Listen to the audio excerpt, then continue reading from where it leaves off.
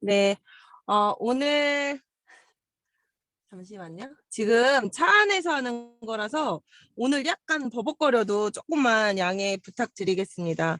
오늘 갑작스럽게 이렇게 강의를 하게 됐는데요. 어, 뭘 해야 될까 하다가요. 어제 저 수유 강의 했었잖아요.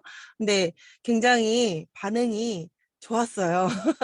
그래서 어제 못 오신 분들도 꽤 많았었거든요. 오신 분들도 많았지만, 그래서 못 오신 분들을 위해, 그리고 어제 오셨던 분들은 다시 한번, 그 어제의 그 감동을 느껴보도록 하는 시간을 준비를 했습니다.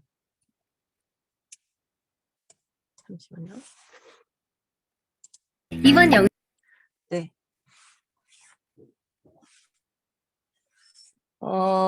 제 얼굴이 안 보이네요. 여기는 보이는.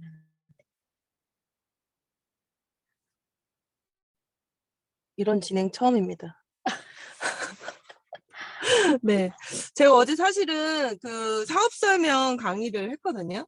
사업 설명 강의를 했는데, 어, 여기 계신 분들이 사업 설명을 이제 그 어떤 사업적인 것을 몰라서 신규적으로 이제 들으러 오신 분들은 없잖아요. 그래서 좀 일부는 좀 스킵하고 진행을 할 거고요. 수당은 뭐 다들 너무 많이 보셔가지고요. 제가 내세울 게 항상 이렇게 수당을 까는 강의를 합니다. 네. 일단 저희가 왜 PM이어야만 하는지를 알아보려면 우리가 하는 이 PM이라는 게 건강기능식품 회사잖아요. 이런 건강기능식품 회사의 시장성 그리고 타이밍 이런 것들을 저희가 이렇게 생각해보지 않을 수 없는 부분이거든요. 그래서 처음에 일단 저희 건강기능식품 회사로서 어, 지금이 얼마나 건강기능식품 사업을 하기에 적기인지 그거를 좀 일단은 좀 말씀을 드리고 싶어요. 이 다음 새로운 백만장자들이라는 책을 쓴 그 폴 제인 필저라는 미래 경제학자가 있는데요.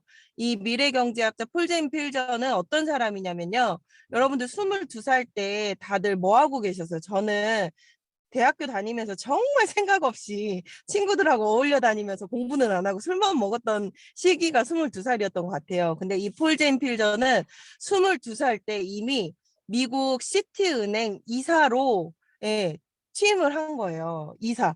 22살에 시티은행의 간부로 들어가게 된 거예요. 그리고 26세 백만장자 대열에 들어섰고요. 30살 이전에 천만장자가 된 정말 굉장한 사람이거든요. 근데 이 폴 제인 필저는 또 얼마나 대단하냐면 미국 대통령 2명의 자문위원이었어요. 경제자문위원이었어요. 경제자문위원은 아무나 하겠습니까? 그렇진 않잖아요. 네, 그렇게 미래를 내다보는 경제적으로 미래를 내다보는 그런 사람이 쓴 책인데 이 다음 새로운 백만장자들이라는 책에서 이 웰니스 산업을 굉장히 부각시켜서 얘기를 하고요. 그리고 또 그 웰니스 산업 중에서도 네트워크 마케팅이 앞으로 얼마나 이곳에서 새로운 백만장자들이 나올지를 굉장히 좀 이렇게 강력하게 얘기해준 책이에요. 그리고 이 폴 제인 필저는요, 인터뷰에서 보신 분도 있으시겠지만 네트워크 마케팅을 본인은 사랑한다고까지 얘기를 해요. 그 대단한 미래 경제학자가 네트워크 마케팅을 나는 사랑한다. 라고 얘기를 하고 그 왜 그런지에 대한 것도 굉장히 많이 얘기를 하니까 그런 건 좀 찾아보시면 될 것 같고 이 웰니스 산업이라는 게 단지 지금까지는요 아픈 걸 고치는 것에 좀 치중이 돼 있었거든요. 근데 아픈 걸 고치는 산업이 아니고 아프기 전에 내가 아프지 않게 질병과 관계없이 건강한 삶과 노화를 늦추기를 원하는 이곳에서 이제 소비가 집중된다는 그런 말을 하고 있어요. 그게 바로 웰니스 산업이다. 근데 이거는 천조시장이라고 보고 있는데요. 천조시장. 천조시장인데 천조시장은요 얼마나 큰 시장이냐면요 저희 자동차 산업 있죠 자동차 산업도 천조가 안 돼요 그리고 가전산업도 그런 자동차나 가전 엄청난 그런 것들까지 제쳐버릴 수 있는 그 천조의 시장이 바로 웰니스 산업이라는 거고요. 앞으로 더 무궁무진하게 발전할 수 있는 산업이라는 것에 저희가 더 초점을 맞춰야 되는 부분인 것 같아요. 그래서 왜 이게 그러면 왜 이렇게 웰니스 산업이 잘 될 수밖에 없는지를 또 우리가 생각 안 할 수 없거든요. 그거는 왜 그러냐면요.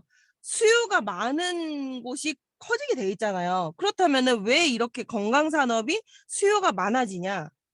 지금 건강에 가장 관심이 많은 나이대가 몇 살인가요? 20대인가요? 30대인가요? 40대인가요? 아니에요. 적어도 50대 이상은 돼야 건강에 조금 이제 관심을 갖기 시작하고요. 60대, 70대들은 정말 이제는 돈도 좀 벌 만큼 버신 분들이고요. 네. 이제는 내가 늙지 않고 노화되지 않는 그런 안티에이징 그리고 건강한 삶 이런 곳에 굉장히 많은 투자를 한단 말이에요. 근데 그 수요가 많은 60대, 70대가 우리가 흔히 들어보신 베이비 부머 세대예요. 베이비 부머 세대란 정말 가장 많은 그 아기들이 태어난 그 시기거든요. 네. 그래서 그 전 세계 인구의 3분의 2이기 때문에 정말 많은 인구를 차지하잖아요. 3분의 2이기 때문에 거기서 어떤 소비의 패턴이 그 나이대들이 어떤 소비의 패턴이 이루어지느냐에 따라서 세계 경제가 막 움직이는 거예요. 그래서 베이비 부머 세대가 태어났을 때는요. 그 제조 산업 이런 것들이 굉장히 많이 붐이 일었죠. 분유, 뭐 기저귀 이런 것들. 그리고 베이비 부머 세대가요. 좀 이제 커가지고 10대 이렇게 10대 20대가 됐을 때는 이제 그 락큰롤이라든가 막 이런 것들 있잖아요. 문화를 즐길 수 있는 그런 산업이 굉장히 많이 컸고요.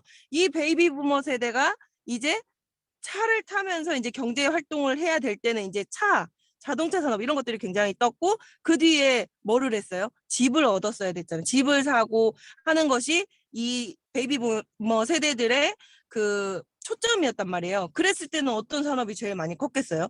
부동산 산업이 가장 많이 컸다는 거예요. 근데 그 베이비 부머 전 세계 3분의 1을 차지하는 베이비 부머가 지금은 60대, 70대라는 거예요. 그 60대, 70대가 가장 원하는 니즈가 바로 이 건강과 노화를 늦추는 것에 포커스가 맞춰져 있다는 거죠. 그렇기 때문에 이 산업이 웰니스 산업이 잘 될 수밖에 없다. 시장이 당연히 커지는 것은 이 베이비 부머 세대의 흐름에 따라서 당연히 커질 수밖에 없다라는 거를 이제 말씀드리는 거예요. 그래서 이거는 너무 많이 보신 거라서 네, 따로 뭐 얘기하고 싶지는 않은데 저는 요즘에 이 부분 얘기할 때 그 얘기 굉장히 많이 해요. 이 타이밍적인 것을 우리가 사업을 할 때 뭔가 타이밍을 딱 알맞은 타이밍에 내가 이 사업을 만났다라는 거는 정말 천원인 것 같아요. 저 지금 요즘에 그런 걸 정말 많이 느낀단 말이에요. 내가 어떻게 하다 이 시기에 이걸 만나서 이 나이에 네 이런 호사를 누리나 이런 생각 되게 많이 하는데 이 얘기 설명드릴 때 저는 이 얘기를 많이 하는데 지금 현재 2022년 지금 현재 노래방을 새로 차리는 분이 있으세요, 주변에? 아니면 PC방을 새로 차리는 분이 있으십니까? 그렇지 않잖아요. 예. 왜냐? 그것은 이미 소비만 해 나가고 있는 거지 곳곳을 다녀봐도 노래방이나 PC방은 이미 다 차려져 있다는 거예요. 그렇기 때문에 새로 차릴 필요는 없고 이제는 그것을 계속 소비하는 그 시기라는 거죠. 10년 이상이 됐을 때, 네트워크 10년 이상이 됐을 때 바로 그런 예, 현상이 일어난다는 거죠. 그래서 저희 PM은요, 지금 반드시 집중해서 하셔야 되는 게 이렇게 상상하시면 돼요.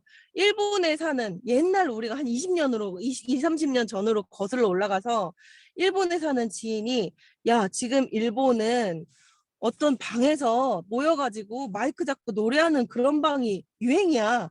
라고 일본 사는 지인한테 들었다는 그 시기에 만약에 노래방을 남들이 차리지도 않는 노래방을 차렸다면 어떻게 됐을까요? 그 사람은 지금 건물을 당연히 한두 개씩은 다 갖고 있었을 거예요. 초창기 때 노래방 차렸던 분들, 초창기 때 PC방 차렸던 분들, 예, 포기하지 않았던 분들은 다 그렇게 됐을 거라는 거죠. 지금 PM이 그 시기이다. 예, 그래서 이 시기적인 부분은 정말 놓치면 안 되기 때문에 이 시기는요, 저희가 붙잡아 두고 있을 수 있는 게 아니잖아요. 이 타이밍이라는 것은. 그렇기 때문에 지금 알았을 때 집중해서 우리가 성과를 많이 끌어올려 놔야 된다라는 생각이 들어요. 네.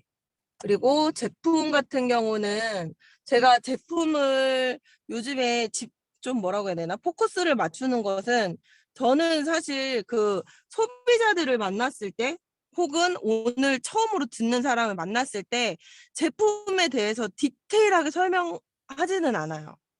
처음에 만났을 때는 오히려 이걸 너무 디테일하게 얘기하면은 정신이 혼미해져 가는 것 같더라고요. 그래서 여기서는 저는 제품 얘기할 때는 NTC를 적절한 비율을 통해서 왜 이 제품이 먹으면 왜 안경을 쓰던 사람이 안경을 벗는지, 먹으면 왜 허리가 구부러진 사람이 허리가 펴지는지, 그 이유는 NTC 딱 하나밖에 없다. 그걸 저는 집중해서 말씀드리거든요. NTC가 아니고서야 이 안에 들어있는 그 수많은 영양 성분들이 우리 회사에만 있는 게 절대 아니다. 오히려 타사는 우리 회사보다 더 많은 영양 성분들을 넣은 회사들도 있겠어요, 없겠어요? 당연히 있죠. 예, 그리고 저희 회사가 무슨 오지에서 새로 발견한 그런 새로운 성분을 넣은 게 아니잖아요. 네, 정말 흔한 성분들이란 말이에요. 그런데 왜 안경을 벗고 허리를 펴냐는 거죠. 그거는 하고는 이 제품을 설명할 수 없다라고 보시면 돼요. 이 NTC를 얘기할 때 저는 요즘에 비타민 A를 비율을 들면서 가장 많이 얘기를 하거든요.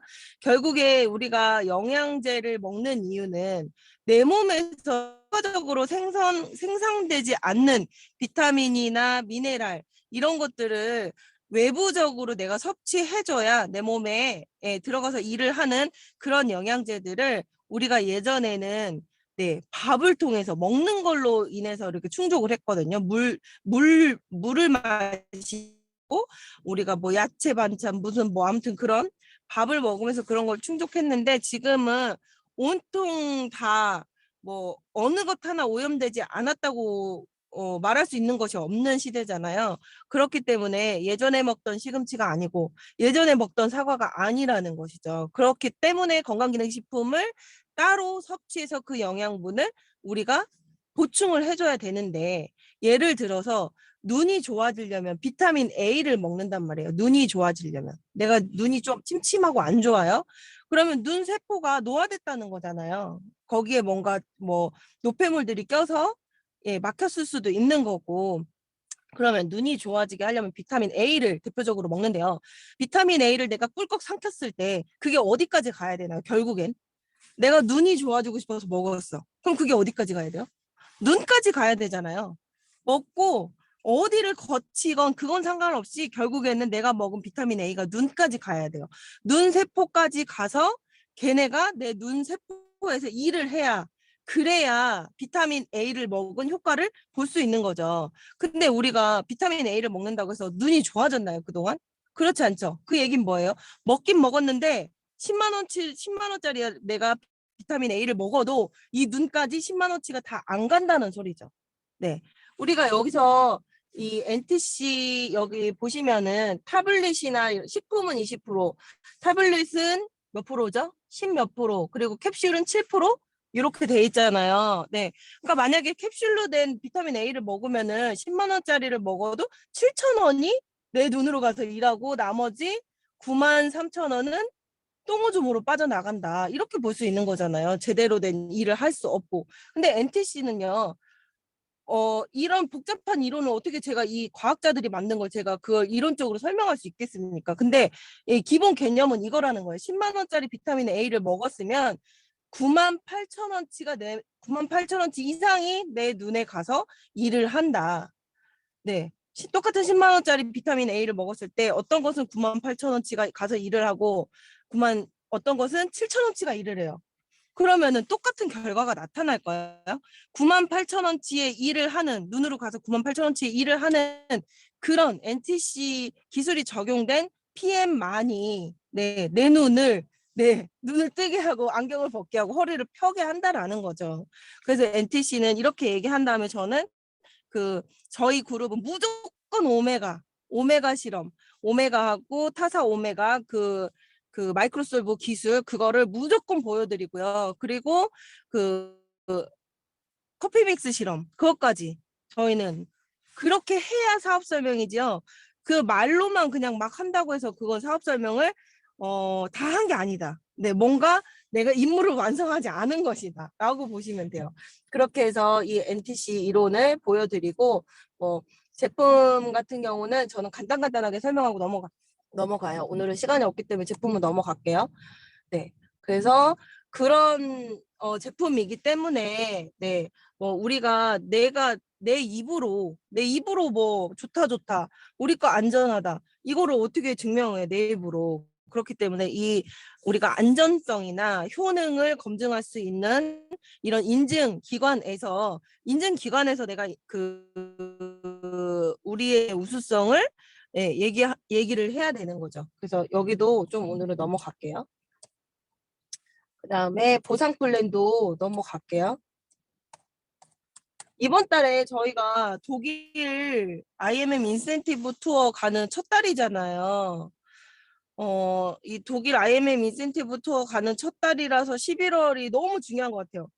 그래서 액션팩을 11월에 주는 것 같고요. 네, 액션팩을 활용해서 이번 달에 되게 많은 분들이 활동을 많이 하시는 걸로 알고 있어요. 근데 이 IMM 인센티브 투어 같은 경우는 전액 공짜는 아니에요. 사장님들 이 잘못된 정보를 전달하시면 나중에 욕먹으실 수 있어요. 전액 공짜는 아니고 유료 할증료 정도만 내가 내고 간다 이렇게 생각하시면 돼요. 독일 IMM 인센티브 투어하고 그리고 VP 12월에 가는 VP 윈터 리더십 요 두 개는요 그렇게 일정 금액을 내고 가고요. 그리고 월드 투어 혹은 두바이 뭐 이런 데 가는 PT 인정식 있잖아요. 요 두 가지는 전액 무료예요. 그거는 상식적으로 알고 계시면 좋을 것 같아요. 근데 이 회사에서 이 여행 보너스를 준다는 것은요. 제가 독일 갔을 때 저는 타그룹 사장님들하고 같이 버스를 탔었거든요. 근데 본인들이 상상했던 것과 약간은 다른 날이 있었나 봐요. 뭐 음식이나 이런 것들이 약간 기대에 못 미치는 일도 있을 수 있잖아요. 그래서 굉장히 막 사람들이 화가 났더라고요. 뭐 IMM 됐더니 이렇게 대우해 준다. 막 이렇게 화가 났어요. 근데 저는 그때 진짜 제가 버스에서 마이크 잡을 뻔했어요. 너무 답답해가지고. 근데 회사에서요, 이 인센티브 투어를 해주는 거는요, 여러분들 고생했어요. 고생했으니까 그에 대한 대가로 이렇게 해줄게요가 아니라고 생각해요, 저는. 네. 이거는 그냥 우리가 목표를 향해 막 달려가기 위해서 곳곳에 이정표를 주는 거예요. 네. 막 이렇게 우리가 산길을 막 간다고 생각해서 정상까지 길을 모르면 헤매잖아요. 근데 조금 열심히 올라갔더니 여기 이정표가 있어. 여기로 오래. 그럼 그거 보고 또 이쪽으로 막 가면은 여기 또 이정표가 있어. 그 이정표 따라갔더니 어느새 정상인 거예요. 그게 저는 이 회사에서 여행 프로모션을 해주는 이유라고 생각하거든요. 이걸 대가라고 생각하시면 안 돼요. 이거는 목표예요. 여행은 목표. 그리고 이 여행 프로모션에 나부터 다녀오셔야지 내 산하에 이 프로모션을 강력하게 얘기해 주실 수가 있어요. 그래서 이번에 나는 파트너도 없이 그럼 나도 안 갈래. 이러면 절대 안 되고요. 하물며 나 혼자 됐더라도 꼭 다녀오셔야 그 다음 독일이 아니더라도 뭐 VP 인터 리더십이나 이런 여행에 대해서 내가 반드시 이렇게 뭐라고 해야 되나? 강력하게 프로모션을 할 수 있게 되거든요. 그래서 나부터 다녀와야 된다라는 생각이 들고, 저는 이번 연도에 4개의 여행이 후반부에 다 있었잖아요. 근데 그 4개의 여행이 다 당첨이 아니죠. 다 달성이 됐고, 그걸 갔다 오고 나서 거기서 내가 누렸던 것 혹은 뭐 회사에서 했던 그런 행사에서 내가 참여한 그런 것들을 우리 그룹에 돌아와서 그런 것들을 공유했을 때 그때 정말 붐업이 되는 거를 정말 확실히 느꼈어요. 네, 그래서 내가 먼저 다녀오고 파트너들을 꼭 같이 갈 수 있으면 너무 좋겠지만요. 그게 안 되면 내가 꼭 다녀와야 된다. 네, 그렇게 말씀드리고 싶고 이런 것 많이 했으니까요. 지나갈게요. 네. 그리고 이렇게 뭐 제품 공부도 하셨고 보상 공부도 하셨고 왜 시장성도 알게 되셨다면 이제는 행동하셔야 된다고 생각해요. 제가 저의 가장 큰 장점은요. 생각을 오래 안 한다는 거예요. 생각을 오래 안 한다. 그리고 그래서 참 너는 걱정이 없어서 살찌는 것 같아. 이렇게 얘기할 정도로 걱정이 없어서 살찌는 것 같아. 라고 그런 얘기 몇 번 들었거든요. 그 정도로 저는 오랫동안 걱정을 안 해요. 고민을 안 한다는. 그러니까 뭐 이렇게 깊게 막 골머리 썩고 있고 이런 걸 안 하는 거예요. 근데 저한테 문제가 없어서 걱정을 안 한 걸까요? 저한테도 여러분하고 똑같은 많은 문제들이 다 닥쳤거든요. 근데 그거를 이틀, 3일, 4일, 5일, 한 달 이렇게 끌고 가면서 고민하지 않는다는 거예요. 정말 길어봤자 3일인 거죠. 정말 길어봤자 3일. 그래서 생각은요. 생각은 깊게 하되 그 생각을 길게 하면 안 된다. 그거 정말 명언인 것 같아요. 생각은 깊게, 짧게 하되 길게 하면 안 된다. 절대. 생각이 길면요. 생각이 긴 사람이 뭔가 행동이 강력하게 나가는 걸 저는 못 본 것 같아요. 오히려 선무당이 사람 잡는다는 말을 많이 하잖아요. 뭣도 모르고 그냥 막 했을 때 그 열정으로 정말 뭔가 성과가 나는 것이지, 생각을 길게 하면요. 계속 안 되는 이유만 찾게 되는 수밖에 없다고 생각을 해요. 그래서 행동을 바로 해야 된다. 제가 그 강점혁명이라는 스스로를 이렇게 테스트하는 그 플랫폼이 있거든요. 책도 나와 있고요. 그 플랫폼에 그 컴퓨터에서 이렇게 요즘에 EN 뭐라고 하죠? 그거 보고? 그 ENF 뭐 그런 거 있잖아요. 아무튼 그런 비슷한 건데 이거는 더 이제 과학적인 거예요. 강점혁명이라는 것은. 근데 그 강점혁명을 했을 때 제가 가장 첫 번째 저의 최상위 강점이 행동이래요. 저 같은 파트너 있었으면 되게 좋으시겠죠. 네, 가장 최상위가 행동. 그러니까 저는 만약에 뭔가 지금도 그래요. 우리가 베를린 윈터 리더십 갈 때도 우리가 그 임병현 사장님하고 변아름 사장님하고 운영진 미팅, 베네피트 운영진 미팅 하면서 한복 얘기가 나온 거예요. 한복. 근데 저는 그렇게 얘기 나오잖아요. 그러면 당장 베를린 갈 때 입어야 되는 사람이에요. 바로 해버려야 되는 그런 스타일이거든요. 근데 그랬기 때문에 저는 그래도 그나마 PM에서 성과를 냈다고 말할 수가 있다고 생각해요. 그렇게 바로바로 행동하는 그 강점 때문에. 두 번째가 전략이고, 세 번째는 발상이고요. 네 번째가 책임이고, 다섯 번째가 승부예요. 이 강점만 보면요. 누가 저를 여자라고 생각하겠습니까? 이 강점들은 죄다 남자들이 뭔가 갖고 있는 강점 같은데 아무튼 저는 이런 강점을 갖고 있는데 제가 여기는 이제 다 해강 그룹 산하에 사업자들이 모인 그런 그룹 미팅이잖아요. 그래서 제가 어제는 사실 여기서 행동 하나밖에 얘기를 안 했는데 오늘 하나 더 얘기하고 싶은 게 4번이에요. 책임. 책임. 이 책임에 대한 부분을 얘기를 하고 싶은 게 뭐냐면은 어 우리가 어찌됐던 나는 그냥 좋아서 시작해서 뭐 막 알렸더니 뭐 IMM이 됐고 EVP가 됐고 어떤 사람은 조금 열심히 했더니 PT가 됐어요. 근데 이제는 그런 뭔가 나는 아직 잘 몰라요 라는 그런 말들 있잖아요. 그런 거를 조금 안 하는 게 어떨까 생각이 들어요. 사실 제가 이거 보이시나요? 네, 어디다 해야 보여요. 되나? 거기다 보여. 네, 여기 보이세요? 네네. 네, 보이시죠?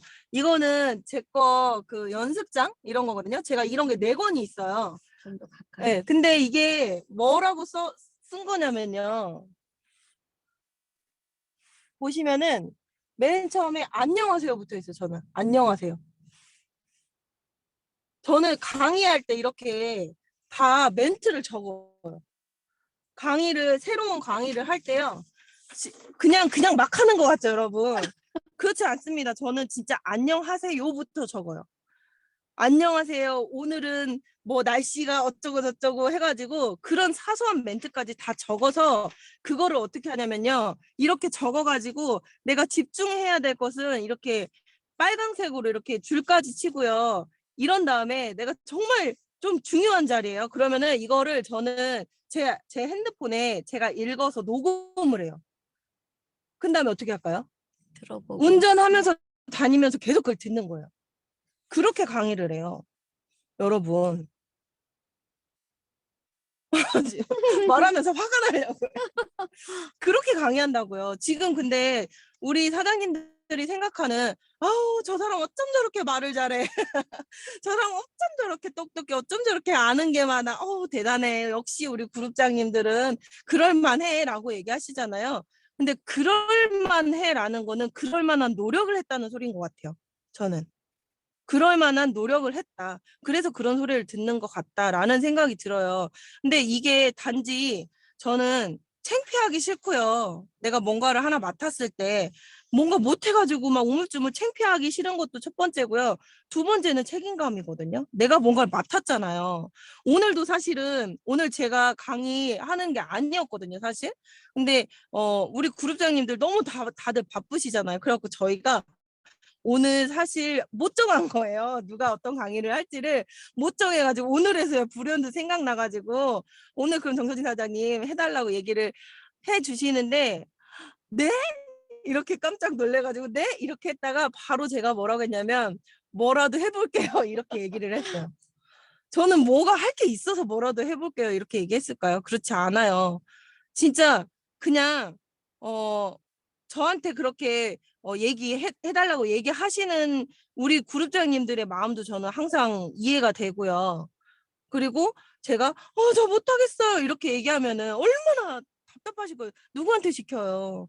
그쵸. 그런 마음들. 그리고 어찌됐든 내가 이거를 하기로 마음을 먹었으면 이걸 들으시는 분들이 있는 거잖아요. 그리고 내 파트너들이 보고 있고 내 파트너들이 제가 하는 강의를 복제할 것이고 네. 그리고 해강그룹에서 이렇게 강의를 하면은 해강 전체 사장님들이 이 강의를 들을 것인데 이 강의를 진짜 내가 잘해봐야겠다라는 그 책임감이 없이는 정말 안 되는 것 같아요. 근데 이거는 뭔가 저희가 이제 이것 좀 해주세요, 이렇게 해주세요, 이렇게 부탁드리고 싶은 분들이 굉장히 많아요, 사실. 네, 잘하시는 분들 되게 많더라고요. 저희 해강그룹에. 네, 근데 그 말씀을 드리면은 항상 다들 이유가 있으셔가지고 좀 이렇게 결국에는 사장님들도 생각하시잖아요. 아유, 또 정소진이야? 아우, 또 임병현이야? 아우, 또 우리 그룹장님들이야? 식상하시죠? 네, 이제 다음에 네, 더 잘하시는 분들한테 기회를 드리고 싶어가지고 이런 말씀을 드리고 싶고 그리고 저는 사업을 하면서 책임감이라는 건 정말 중요하다고 생각하거든요. 저희가 하는 게 지금 사업이잖아요. 주스를 단지 파는 일이 아닌 사업을 하는 사람으로서 내가 리더로 성장을 해야 이 사업에서 내가 원하는 목적을 이룰 수 있잖아요. 리더가 되지 않으면 안 되잖아요. 근데 리더는 이꼬르 책임감이라고 생각을 하거든요. 제가 이거는 아시는 분은 몇 분 없지만 하나 말씀드리고 싶어요. 사장님들이 저렇게까지 하는구나라는 거를 좀 아시면 예, 조금 더 도움이 될 것 같아요. 뭘 말씀드리고 싶으냐면 우리 해강 랠리 이번에 2회차 했잖아요. 2회차. 근데 1회차 생각나세요? 1회차? 해보지도 않은 랠리였어요. 저는 총괄이라는 걸 저도 처음 해봤거든요. 그 전에 8년 동안 네트워크를 했다고는 하지만 8년 동안 네트워크 하면서 총괄 해본 적도 없고요. 총괄 비슷한 뭐 부총괄도 해본 적이 없어요. 그냥 그 스텝진으로 몇 번 참여하고 사회 한번 봐본 정도밖에 안 돼요. 네, 그런 제가 이제 총괄이라는 막중한 책임을 이렇게 맡게 됐잖아요. 근데 제가 그때 총괄 우리 랠리 하기 전에 사실은 임신 초기였어요. 임신 초기였는데 랠리 하기 바로 전날 9주차, 10주차 정도 됐었거든요. 근데 그 10주차 됐을 때 건강검진이 아니고 이제 정기 그 검진을 하러 산부인과 갔는데 유산이 된 거예요.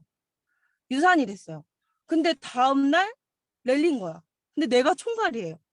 근데 내가 만약에 지금 당장 수술을 하거나 뭐 아니 이 마음으로는 못하겠어요 하고 포기해버리면 그 랠리가 당연히 실행은 됐겠죠. 근데 저는 그렇게 잘 될 수 있을 거라는 생각은 안 해요.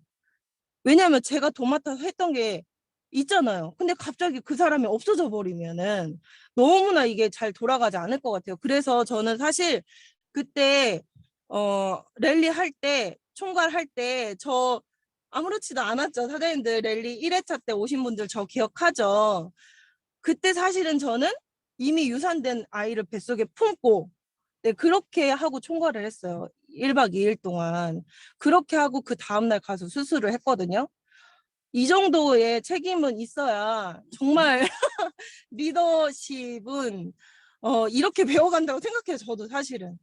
만약에 제가 그때 그걸 포기했다면 어, 리더십이 좀 마이너스가 되지 않았을까라는 생각이 들고 그 정도의 책임감이 있어야 이 모든 게 다 돌아간다고 생각을 해요. 네. 그래서 저뿐만 아니고 우리 리더 사장님들도 정말 많이 애써주시거든요. 되게 많이 애써주세요. 이번에 랠리 얘기가 나왔으니 하는 말인데 정말 해강의 가장 큰 저희 그 그룹장님 두 분이서요. 별일을 다 하세요. 진짜. 네, 근데 뭐 타 그룹은 어떨지 모르겠어요. 근데 제가 그 전에 8년 동안 했던 그 N사에서는 상상도 못할 일이에요. 사실. 제가 그냥 허드렛 일이라고 표현을 하기도 하거든요. 근데 이 랠리를 정말 사소한 거, 디테일한 거 하나하나까지 하나도 뭔가 어그러짐 없이 하게 하기 위해서 정말 애를 많이 써주세요. 랠리 도중에 올라가서 쪽팔을 다듬고 쪽팔을 자르고 오시고 네, 이런 것들 다 누가 하냐고요. 저희는 맛있게 먹었잖아요. 근데 그 숨은 뒤에 우리 그룹장님들이 굉장히 많이 노력을 해주고 계신다. 예, 그런 것들을 조금 이런 걸 얘기를 안 하면 더 멋있겠죠. 아니야, 알 거야. 뭐 더 멋있겠지만 그래도 우리 사장님들이 랠리가 그냥 나는 이 돈 내고 가서 이만큼 먹는 거 당연하게 생각하실 수도 있겠지만 그게 사실은 그 돈 내고 이렇게 즐길 수 있게끔 하기 위해서 정말 그 나머지 잔 일을 다 우리가 한다는 거예요. 리더 사장님들이 다 그걸 같이 하신다는 거예요. 그래서 그런 것들 조금 아시면 3회차 때 네, 1월 달에 1월 랠리에는 더 많은 분이 네, 조금 더 네, 활기찬 발걸음으로 랠리에 오시지 않을까라는 생각이 들어요. 그래서 정말 우리가 서로가 아유 인정해주는 그런 문화도 저는 굉장히 중요하다고 생각해요. 네, 고생하셨다. 네, 그런 문화. 네. 아무리 리더분이라고 해도 당연하지 이게 아니고요. 네.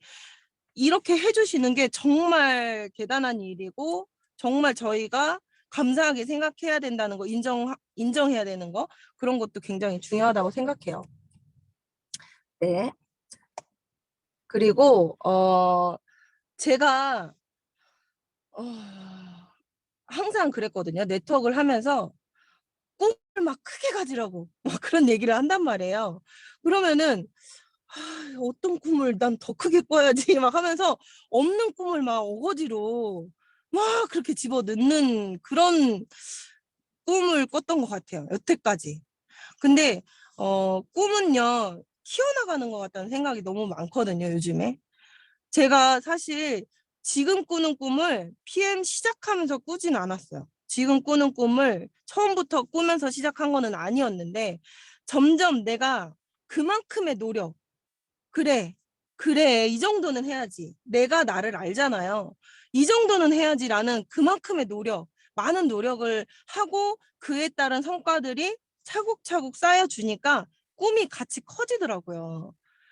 네, 그래서 그 꿈은 키우는 게 맞다라는 생각이 들고 이게 저희 집 거실이거든요. 제가 오늘 지금 이거 막 무슨 파카를 입고 와가지고 더워 죽겠어요. 지금 차 안에서. 네. 우리 집 거실이에요. 이게 거실에 제가 A1 제일 큰 액자 사이즈 있잖아요. 그거 세 개를 제가 이제 제가 지금 현재 꾸고 있는 꿈을 시각화해서 저렇게 액자에 다 끼워 넣고 걸어둔 거예요. 걸어둔 건데 이게 어떤 거냐면요. 왜 하나만 나오지? 불안정하대. 어, 네, 어떤 거냐면 맨 왼쪽은 뭐냐면요. 연예인 아니고 저예요. 저의 제가 생각하는 저의 예전 워너비 모습인데 어 저는 그 월드 콩그레스 있잖아요. 6월 달에 하는 거 IMM 그 투어 하면서 가는 거 월드 콩그레스 WMC 거기에서 그 한 해 동안 가장 큰 성장을 한 그 나라의 1등 사업자 1등 사업자가 가장 큰 깃발, 가장 큰 나라의 그 본인의 나라의 국기를 들고 기수로 제일 앞으로 걸어 나갈 수가 있대요. 이 행사를 할 때. 근데 저는 그걸 제가 하고 싶다는 생각이 처음부터 든 게 아니에요. 근데 요즘 들어서 갑자기 들기 시작했고, 아, 나 이거 할 수 있겠다. 이 생각이 확 들더라고요. 그래서 이거를 꿈으로 지금 하나 넣어놨고, 또 가운데 있는 거는 제가 이제 사람들을 제가 요리해서 초대하는 거 되게 좋아한단 말이에요. 그래서 저는 새로이 이제 2024년에 이사를 가야 되는데, 그때 이사 갈 집은 반드시 저렇게 다이닝 룸이 반드시 있는 곳, 그 다이닝 룸에서 식사를 할 때 주변 경관이 보이는 곳, 딱 그런 곳을 갈 거예요. 그래서 저런 곳을 갈 거라서 저렇게 붙여놨고, 그리고 오른쪽에 있는 거는 이제 그 나머지 꿈들인 거죠. 저희 CL 되면 포르쉐 이제 살 수 있잖아요. 포르쉐 어떤 거 탈지 이제 정해놓고 딱 이렇게 붙여놓은 거예요. 그리고 아래는 저희 친정 식구들이랑 남편이랑 우리 애기. 근데 뭐 저게 어떤 그림이냐면요. 비즈니스석 있잖아요. 비행기. 비즈니스석을 이렇게 타고 있는 것처럼 합성해 놓은 거예요, 제가. 그래서 비즈니스석에 태워서 여행을 시켜드리고 싶다. 우리 가족을. 우리 엄마 아빠는 길게는 정말 못 가겠대요. 그 좁은 데서. 그래서 비즈니스석 태워서 좋은 곳으로 여행을 하고 싶은 그런 꿈이 있어요. 그래서 그렇게 해놨고, 네, 그렇게 해놨습니다. 그리고 또 이제 마지막으로는 제가 얼마 전에 12,000원짜리 비전이라고 써놨잖아요. 이런 꿈들이 이렇게 있단 말이에요. 내가 뭘 이루고 싶고 하고 싶고 막 이걸 갖고 싶고 이런 꿈들이 막 생겨났단 말이에요. 근데 얼마 전에 불과 한 달도 안 된 얘기일 거예요. 국밥집에서 국밥을 먹고 계산을 하고 나오려고 하는데 할아버지 한 분이 국밥집 거기 카운터에서 우물쭈물하고 계신 거예요. 그래서 왜 그런가 하고선 발길이 안 돌려지더라고요. 그래서 다시 이렇게 쳐다보게 됐는데 지갑을 안 갖고 오신 거예요. 그래서 그 국밥집 종업원이 내가 할아버지를 믿을 수 없으니, 그러니까 할아버지는 내가 집에 가서 이체를 해주겠다라고 하는데 내가 할아버지를 믿을 수 없으니 핸드폰을 여기 맡겨놓고 집을 갔다 오셔라 이렇게 얘기를 한 거예요. 그래서 할아버지가 막 되게 곤란한 표정으로 밖으로 막 나가시더라고. 알겠다고 하고. 그래서 제가 쫓아나가서 할아버지 여기 대기 멋이냐고 그랬더니 뭘 돼요. 왔다 갔다 걸어 왕복하기는 뭘 돼요. 그래가지고 그럼 제가 내드릴 테니까 할아버지 다시 들어가서 가셔서 핸드폰 갖고 나오시자고 하고 제가 돈을 내드리고 나왔어요. 나왔더니 할아버지가 막 제가 극구 괜찮다고 하는데 계속 핸드폰 번호하고 계좌번호를 알려달래요. 근데 너무 거절하는 것도 또 예의는 아닌 것 같아서 알려드렸어요. 주셔도 그만 안 주셔도 그만 이런 마음으로 알려드렸거든요. 근데 제가 이제 미팅 끝나고 나서 핸드폰을 확인했는데 부재중 전화가 막 와 있고 모르는 번호로 부재중 전화가 와 있고 돈이 입금이 된 거예요. 돈이 얼마가 입금이 되냐 모르는 사람으로부터 5만 원이 입금이 된 거예요. 5만 원이. 저는 12,000원을 대신 내드렸는데 그 할아버지가 5만 원을 입금을 하신 거예요. 저한테. 그래서 전화 통화를 하는데 할아버지가 그 얘기를 하시더라고요. 너무너무 고마워가지고 이 정서진 씨 가족을 초대해서 밥을 사드리고 싶었는데 그렇게 하자고 해도 안 하실 것 같아서 식사하시라고 5만 원을 입금했다는 거예요. 가족들이랑 식사하라고 5만 원을 그래서 입금을 하셨대요. 그러면서 하시는 말씀이 내 나이가 90이래요. 90. 90이 돼서 언제 죽어도 곧 죽을 것 같은데 내가 죽기 전에 너무 감사한 이 선행을 하나 갖고 간다고 그 마음을 갖고 간다고 그 얘기를 하시는 거예요. 저한테. 그래서 막 아니라고 제가 막 너무 감사하다 이렇게 하면서 전화를 끊고 그 잠실에서 저희 집까지 운전하고 가는데 그때 그 기억이요. 그때 운전할 때 그 느낌이 진짜 붕붕 떠서 가는 것 같은 느낌인 거예요. 이거 막 누구한테 이거를 되게 유치하지만 막 얘기해주고 싶고 이걸 막 얘기해주고 싶고 나 이런 일이 있었다 막 얘기해주고 싶고 근데 또 얘기하면 좀 쑥스러울 것 같아가지고 얘기는 안 했거든요. 근데 되게 너무 제가 더 기분이 좋은 거예요. 그러면서 이때 무슨 생각이 들었냐면 그때 독일에 갔을 때 롤프 소르그 회장님의 아내분인 비키 소르그 여사가 그 위케어라는 자선 활동을 하시잖아요. 근데 그 자선 활동하는 그 영상을 막 보는데 그 생각이 문득 들었었어요. 제가 저분은 돈을 이렇게 많이 벌 텐데 저분한테 지금 가장 비싼 구두를 사는 게 행복일까? 비싼 가방을 사는 게 행복일까? 비싼 집? 이미 있겠지? 비싼 차? 이미 있겠지? 그럼 도대체 어떤 게 가장 큰 행복일까? 무력이 많은 저는 가장 좋은 차를 사고 싶고 좋은 집에 가서 살고 싶고 막 이런 게 가장 지금 최상이잖아요. 개념이잖아요. 그러니까 그 앞에 지금 제 꿈에도 막 그런 것들이 있었잖아요. 근데 이 일을 겪고 나서 그 비키소르그 여사는 어떤 게 가장 최상위의 행복일까라는 생각을 하면서 남을 돕는 남을 돕고 아프리카에 가서 그 아이들을 돕고 막 이러는 모습이 내가 느끼는 지금 내가 12,000원으로 정말 큰 그 감사를 얻었잖아요. 제가. 근데 그 사람은 도대체 얼마나 더 큰 그런 느낌일까? 막 그런 생각이 저는 사실 살짝 들었었거든요. 그래서 아, 이것도 점점 커지겠구나. 이런 마음도 점점 커질 것이고 이 비전이 나에게 누군가 남을 돕고 예, 그 남을 돕는 게 기뻐서 누군가에게 막 알려가지고 그 사람도 또 남을 돕고 이런 것들이 퍼져 나가는 게 더 커지겠구나 그런 생각이 들었어요. 그런 생각을 하게 하는 거는 뭐 사실 뭐 뭔가 풍요로워졌기 때문에 저는 그런 생각을 할 수 있다고 생각해요. 사실 없어도 도울 수는 있다고는 하지만 저는 풍요롭지 않을 때는 남 도울 생각 안 들던데요. 예, 근데 조금 풍요로워지니까 사실 그 저희 그 고향 보령에 애육원이 있는데 거기도 정기적으로 지금 후원을 하고 있거든요. 그런 생각이 안 들었었어요, 예전에는. 근데 지금은 그런 생각이 든다는 거죠. 앞으로는 어떨까? 그게 되게 기대되더라고요. 요거는 영상 하나 같이 보실게요.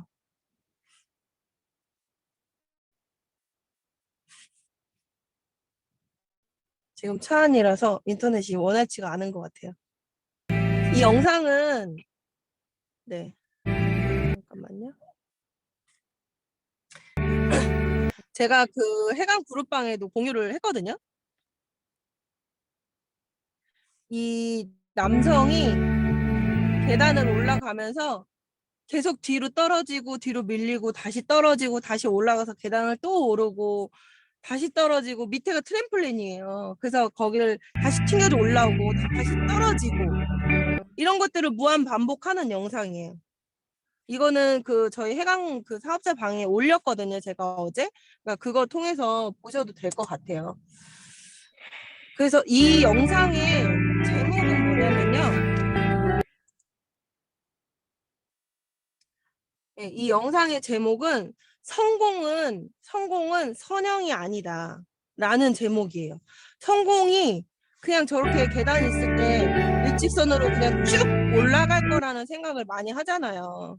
근데 이 영상에서 얘기하는 것처럼 올라갔다 내려갔다 밑으로 떨어졌다가 더 밑으로 떨어져서 다시 올라가고 이런 것들을 굉장히 반복한다라는 거죠.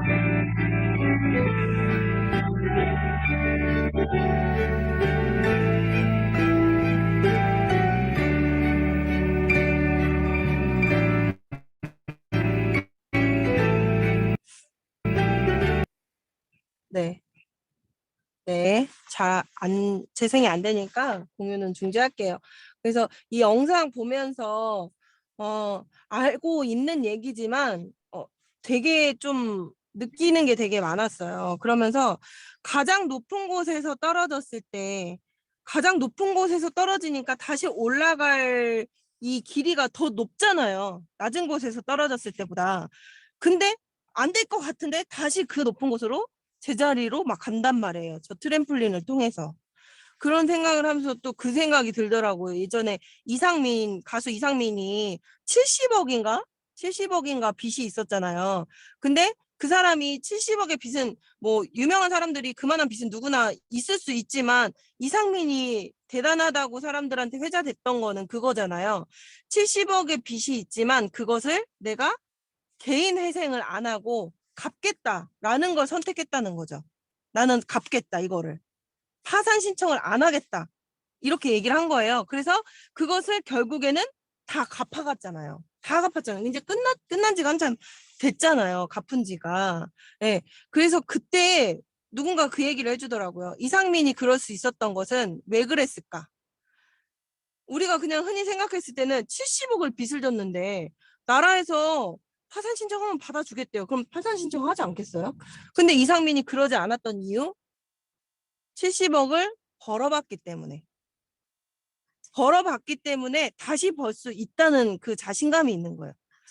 네, 그래서 우리도 이 성공을 하면서 높은 곳에 올라갔다 떨어져도 해봤기 때문에 지금 해보고 있고 다 모든 경험이 나한테 축적되고 있잖아요. 해봤기 때문에 다시 시작할 수 있는 이런 힘도 있다고 생각하거든요. 그리고 네트워크가 너무 좋은 거는 혼자가 아니잖아요. 내가 만약에 구렁텅이에 빠졌어요. 막 저기 땅굴 파고 들어갔어. 그러면은 그냥 아무도 나 신경 안 쓰고 그냥 두나요? 그렇지 않죠. 스폰서가 손을 내밀고요. 어떤 사람은 형제 라인이 또 손을 내밀고요. 형제 라인이 이렇게 힘을 내라고 밀어주기도 하고 또 어떤 분들은요. 파트너가 그 역할을 해주시기도 해요. 꼭 스폰서만이 이렇게 손을 내미는 건 아니거든요. 파트너도 당연히 스폰서를 위로할 수 있고 응원을 해줄 수 있는 거거든요.